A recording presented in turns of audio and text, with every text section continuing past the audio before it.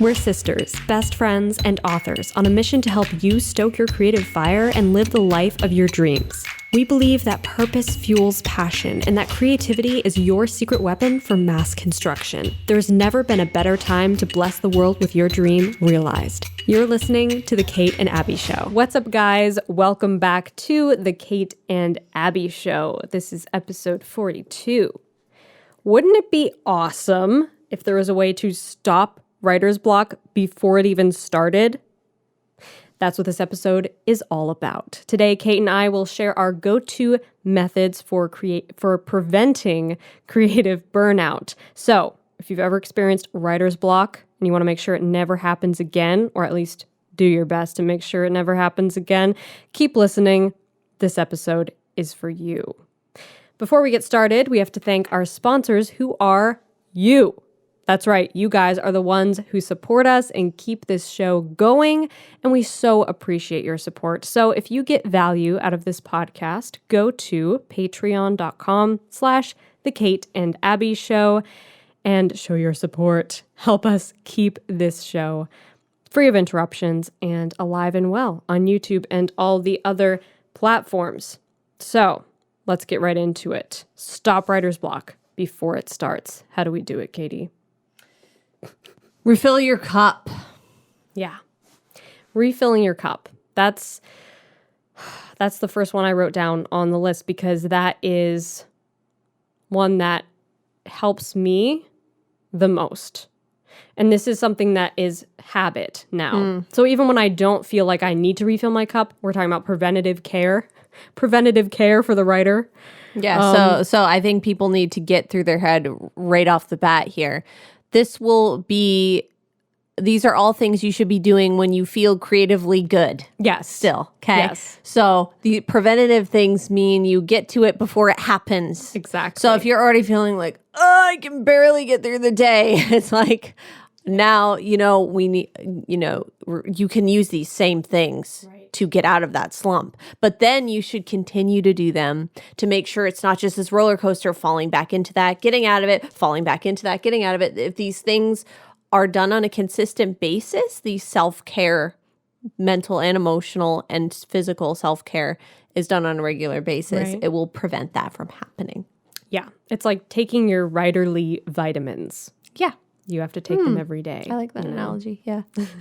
That's the only way they help. You don't wait until you're ill and then start taking vitamins. Although, if that's, when you first learn about vitamins, then start taking them, but don't stop. Continue taking them. Exactly. So yeah, these are more of habits, habitual ways to prevent writer's block or any kind of creative block, but we're speaking specifically about writing today. So refilling your cup, for me, that looks like taking a rest day every week, at least once a week. And if I need more than that, then it depends on what's going on, but at least one day a week to completely just be free, free myself to be creative if I feel like it. But if I don't, there's no pressure to create. There's no, you have to do this. You have to get this done. You have to produce this. And I think we live in a culture that is very focused on producing all the time and working all the time, working really hard and pushing yourself. So it's important to remember that you're a human being, not a human doing, and you need to take time to just be. Yeah. Yeah, exactly. And that's often when creativity comes. Yes. Creativity, I've found for myself, comes from doing nothing in a healthy way. Yeah. We always laugh because if any of you watching or listening have seen the biopic about John Keats called Bright Star, there's this great scene where he and a fellow poet are like laying on the floor of a study and someone's like knocking on the door like, hey, can I come in? And they're like, we're working. And I can so relate to that because sometimes you just need to think. Yeah. You just need to do absolutely nothing. And I can connect with that because creativity doesn't always come in the hustle. Yeah. In fact, most of the time it doesn't. And that's why a lot of us feel really stressed out from this like hustle, hustle, hustle, work, work, work, schedule every single second of your life or else you're not productive is the enemy of creativity. It really is, because creative innovation doesn't necessarily work within the same structure every day all the time. Right. It needs room to rest. It needs room to rise. Yeah. And that's how you get more creative. It's kind of like working out, is that if you were working out constantly and you never gave your body a rest, then your muscles would never grow, because your muscles are actually growing when you're resting. But you have to work out first, obviously. You work out, and then in the rest period is when your muscles rebuild themselves. So kind of the same with mental muscles and creativity, is that when you're working them, you're using what's in your cup. So you need to refill your cup in order to have anything in your cup to use or to pour out. So and a lot of us are trying to pour out of an empty cup. Yeah. We're like, why isn't anything coming out? Right. Because you're not putting anything in. Yeah. And you'll also not have anything to give to others. You know, I think we oftentimes, at least myself, I feel obligated to give my free time away to others. And sometimes it's important to do that, but other times you need that time. And the other person actually is not asking you to give them your time. You're just kind of forcing it on them in a way with kindness. But it's sort of this paradox of, I wish this was my time and it really is my time, but I feel bad taking time for myself to refill my cup, so I have to like give it to somebody else or do something for somebody else in this time because I feel guilty for taking time for myself. Yeah. But if you don't take that time for yourself, you won't have anything to give to others. Right. So it kind of, those two things go hand in hand. Right. So.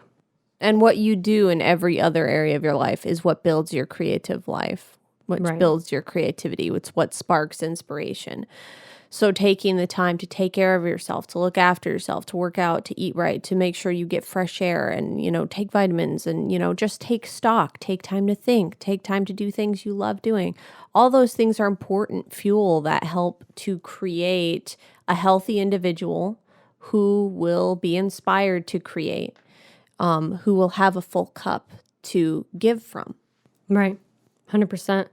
And another point that I wrote down that has become increasingly important in my creative life is keeping track of my mental energy and physical energy and creativity and things like that. Just trying to every day, but I'm not super diligent about it yet. But keeping like a mental and physical health journal and writing in it every day. And it doesn't have to be a long journal entry. I do it more like how you were describing your what's it called? Input journal. Right. Yeah. And like just very basic things, like how energized was I today on a scale of 1 to 10? And how much did I sleep? And what was my diet like? What did I exercise? What did I do for exercise? Stuff like that. And noticing patterns in my energy, and using that to write better, to enjoy my life more. And you will notice patterns and fluctuations in your energy. And it might be a little bit more, there might be some more repetition and more patterns for women, but I can only speak for myself. In my experience, of course, it's up to the individual, but in my experience, I found that there's a huge difference even between like days. And I can go back and see, okay, last month I felt the same way. So it kind of takes the pressure off for me. Right. It's like I don't have to go through this cycle of feeling like, oh my gosh, there's something, you know, something's really wrong with my writing or my art, or that I feel this way. It might just be a pattern of energy that I'm moving through. And it might just be a phase, you know? So I don't have to worry about it. You and don't have stress to feel out about obligated to force yourself to like create out of a low energy state. Yeah. And you can be more like come to terms with your energy sort of and be okay with it being what it is this week or today, you know? Yeah, exactly.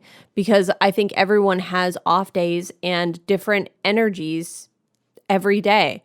So there will be times when you feel lower energy and you shouldn't feel obligated to create in the same way that you create when you're high energy. Right. That's just not going to happen. It's something that I've noticed a lot in yoga with balancing postures like tree pose and warrior three and things like that. Some days I'll have great balance and I'll be able to hold the pose for a long time and it's no big deal. Other days I'm out of balance. I struggle to hold a pose or I can only hold it for a few seconds or whatever. And even the most experienced yogis go through that because it depends on what your energy is like that day. Right. That can affect your balance. There's hormonal responses, energetic responses that are happening in your body that are affecting your balance, both emotionally and physically. Right. So it will differ from day to day. And that doesn't mean, I've lost my ability to do this. Yeah. It means that every day is different. Yeah. And you should tailor your creative work, if you're able to, around how you're feeling. Yeah. So that you're not forcing yourself to create out of this place of a low energy. And even like if you're on a deadline or something and you have to create, that's understandable. And that some of it can be prevented, but you shouldn't beat yourself up for feeling like, why do I feel off? It's fine to acknowledge like, hey, I'm low energy today. So it's not going to feel like it does on a high energy day. And that's fine. And it won't always be like that. Right. And it won't always be like changing. that. Yes. That's why the tracking it has really helped me because it helps you to just get better perspective on it. And you can look back and be like, oh, wow, I felt like this last month on this week. And for me, in my experience, I have pretty much 1 week every month where I feel amazing, high energy, and I can just get anything done and work really like a lot during the day and even late into the night and still feel high energy. That's not going to work for me like the next week or the week after that. Yeah. Just because I've noticed these patterns in my energy. And of course, everybody's patterns will be different. But that's, I think, a really useful tool because then you can also plan for the future. Yeah. And be like, okay, I know I'm going to feel really good next week. Right. And then you can plan some bigger projects to tackle then. But to kind of live this like day-to-day stress of, oh my gosh, I don't know why I feel like this. I'm so low energy and, I feel so burnt out. Or even feeling like you have writer's block. That could literally just be today or literally just be this week. So don't despair and don't feel like there's something wrong with you. I'm never going to write again. Yeah. How often have we said that? Yeah. And then it's like the next day you have a great writing day. Yeah. So it's changing all the time. But you have like this, little mini crisis. Yeah. In the moment, it feels like a really big deal. This is terrible. Yeah. This is the end. Yeah. But it's not. And there are physical things that you can do that I know you were going to touch on. Right. That help your energy. So getting moving, exercise of any kind, going for a walk, doing some yoga, martial arts, qigong. For some of you who might not be familiar with qigong, it is actually kind of a martial art. It's a really ancient form of exercise that also helps to stimulate your energetic body, and it's very gentle movements. It's quite similar to Tai Chi. You can find these things that are just easy tutorials on YouTube that take 5 minutes, 10 minutes, and it can help to totally shift your energy. And I'm not just talking about a hard workout that's going to, build muscle or whatever. That's great. Muscle building helps to stimulate your brain. It does all kinds of really good things chemically and hormonally in your body that can also help to promote creative clarity. And I've noticed that 100% for myself, that working out will sometimes just snap me out of a slump. But other days when you feel low energy, maybe you feel like, I don't feel like doing that. Or maybe you don't feel well. Maybe you have a headache. Who knows? Just doing something that stimulates your energetic body, gets oxygen flowing through your body, helps to move the chi in your body. These things are so valuable for completely shifting how you feel, and it doesn't take that long to do. So that's something I've really loved about Qigong, because on a low energy day, maybe you already have writer's block and you don't feel that great, you feel like you're in a slump, this is something you can do in 10 minutes in a small space that will help to relax your mind. Because it is a moving meditation, it will help to oxygenate your body and shift your energy into a more aligned space. Yeah. So I think that getting moving can do just so much to get you in a different headspace. Yeah. Even if it's going outside and just going for a walk for a few minutes. Sometimes the worst thing we can do is just sit in front of the screen and be like, no, I will write this. Yeah. A lot of times we need to get up, get moving, physically move yourself out of that space.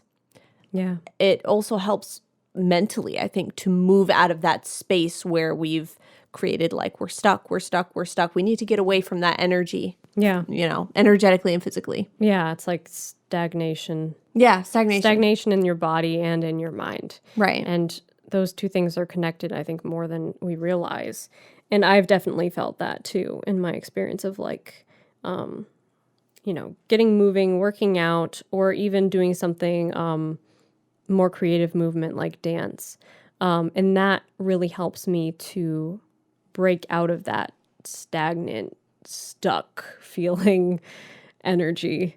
So yeah, I think that's everybody can benefit from movement of some kind. For sure, with your creativity. And Qigong is something that's really helped me as well with that. Yeah. I really love that. And the other aspect to this, I think, is that when you feel, this is preventative care, obviously, but when you feel writer's block is coming, maybe you're not actually experiencing writer's block yet, but it feels like it's on the horizon. Like I'm starting to feel a little bit intimidated by what I'm writing, or I'm starting to feel kind of hesitant to write. I think that's like the catching it early phase where you can stop it before it comes, even if it feels like it's like very quickly approaching you and you're like, I don't know, I'm kind of hesitant to write this. I feel like maybe this is gonna turn into a bad writing day or something like that. Write anyway would be my advice for that. When you feel hesitant, when you feel intimidated, you're probably just overthinking it, and it would do you a world of good to just write anyway and push through that hesitation. Because oftentimes writer's block happens because that first hint of intimidation or overwhelm or hesitation is where people stop. Writers will be like, have this feeling of hesitancy, and then they'll just stop. And that's kind of what brings about this thing called writer's block. Right. It's not really that you can't write. It's just that you are intimidated, overwhelmed, and you don't want to write. Yeah. You're not sure what the next step is. Yeah, exactly. So I think if you don't stop for it at all, like you don't hesitate. Yeah, just fly at it. That was something I was trying to think of a quote the other day to put on a image on Instagram. I couldn't even remember what it was called for a second. But like sometimes when you don't know what to do, just fly at it. Yeah. Just hurl yourself at it. It kind of reminds with the fire of 1,000 suns, and just write it, because it's better than the alternative of shying away and doing nothing. Yeah. You can always edit it later. It's not like it's written in stone. Right. It kind of reminds me of, and this is probably a bad comparison, but it kind of reminds me of self-defense.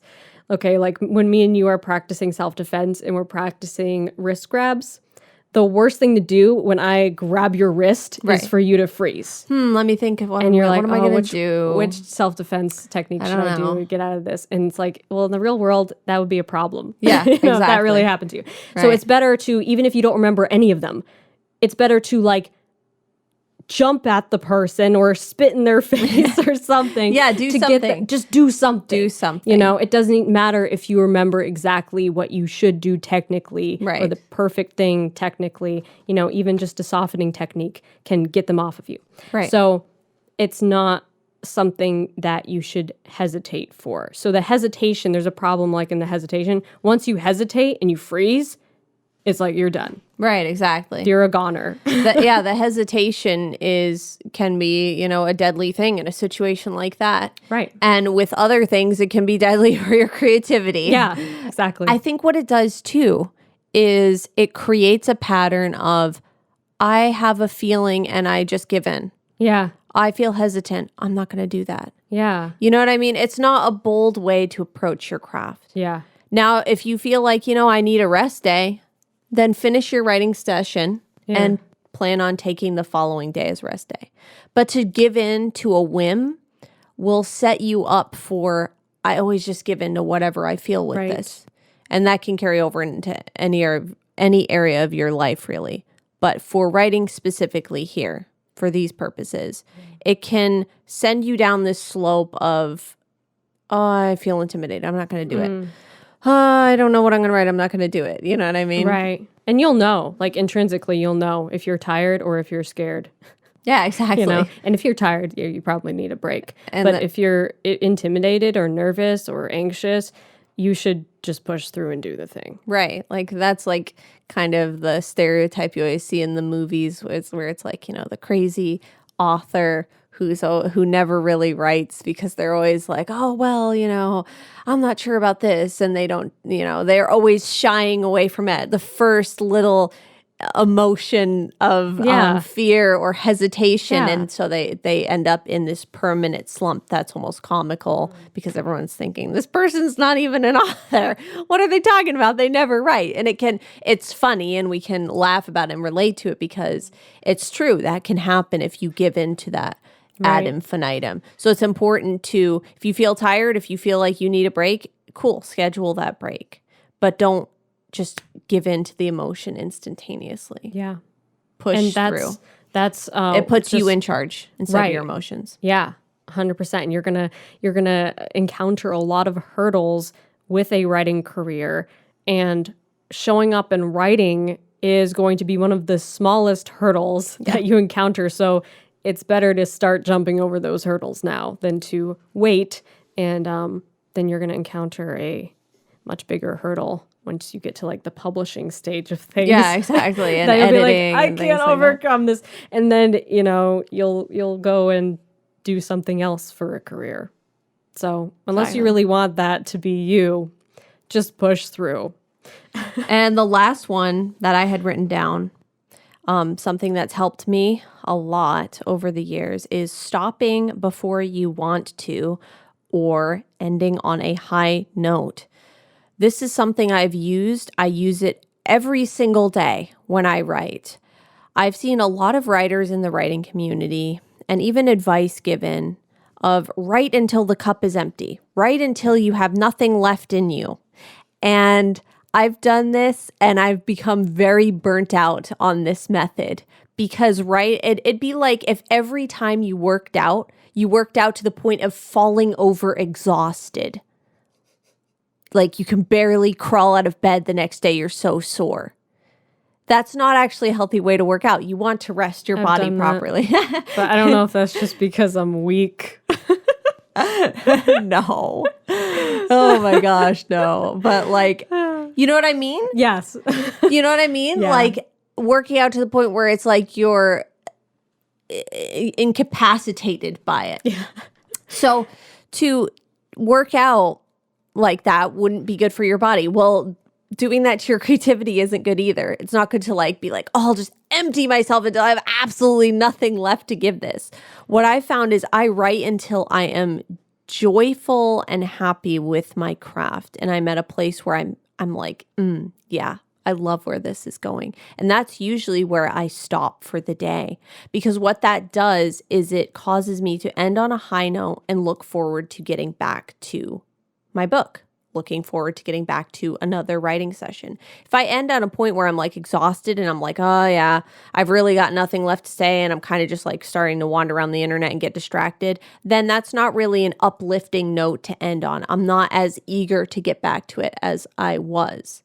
And going back to martial arts, something our sensei always taught us, we would be working on a certain technique or a kick or a punch or whatever. And we'd do a really good one. It wouldn't even matter if it's the 5th one or the 25th one. He would say, stop on that one, because that's the one that will stay in your brain. That's the one you'll remember, and it will help you to repeat that process and do that technique just like that again. And it's the same I've found with writing. When I end on a high note, when I'm happy with my craft, that's the perfect place to stop for the day, because it sets that into my mind. That's my last memory of it, was a good experience, this writer's high that I can't wait to get back to. And so the cup is never empty. It's like halfway. And I'm always replenishing it. I'm never completely emptying the cup. And since practicing this, I will virtually never get writer's block, because I'm constantly in a stage of replenishing and never depleting until empty. That's so cool. That makes a lot of sense. I've done that a lot too, since you've talked about that with me. Do you like it? Yeah, it's very helpful. And like you said, it leaves that in your brain, and like you said earlier with the neurons firing, that those neurons fire of like, that was enjoyable last time I was doing that, right? And especially if it's a scene that you're in the middle of that you are having fun with, and then you're looking forward to going back to it. Exactly. So yeah, that's very, very helpful. I have found in my writing as well, and the quote I picked for today's ending of our podcast kind of correlates with the one for just plowing through your hesitation. When you see writer's block coming, don't be intimidated by it. Don't be intimidated by your writing. Just write. And this is a quote by Vincent van Gogh. If you hear a voice within you say you cannot paint, then by all means paint, and that voice will be silenced. Goes for writing as well. Absolutely. If you hear a voice that says you cannot write, just go ahead and write, and the voice will be silenced, because as you're writing, your brain's like, I guess I can. Exactly. Nothing to see here. Right, because that voice in your head isn't real. Yeah. That voice in your head is a lie. Mm-hmm. So don't let the lies win. Let your creativity be victorious. Let it shine through. Let it be the contradiction every single day. Boom. That's it. I hope you enjoyed this episode of the Kate and Abbie Show. If you did, share it with a friend or share it on social media and give us a nice rating. We always appreciate that. And again, thank you to our patrons. Your support keeps this show going. So if you find this show valuable, go to patreon.com/The Kate and Abbie Show and help us keep this podcast alive and free of interruptions. And if you haven't checked out the video version of this podcast, you can do that at Kate's YouTube channel, which is youtube.com/KAEmmons. And you can also find a bunch of valuable writing resources on my channel, which is youtube.com/AbbieEmmons. So check out all of that stuff. And until the next time, stay stoked and rock on.